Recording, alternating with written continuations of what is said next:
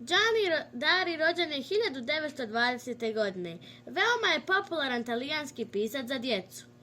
Rodarijev poznati dječji roman Putovanje plave strile nosi sve karakteristike njegove pripovjedačke poetike. Njegova je mašta domišljata i živa.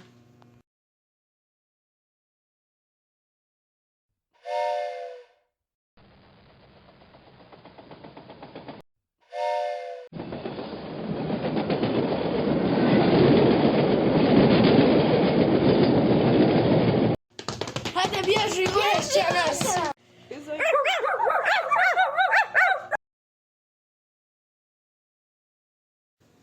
Wow, odakle je ovakav lijep pogled? Wow, prelijepo je. Oprostite, nemojte sjediti na eksponatima.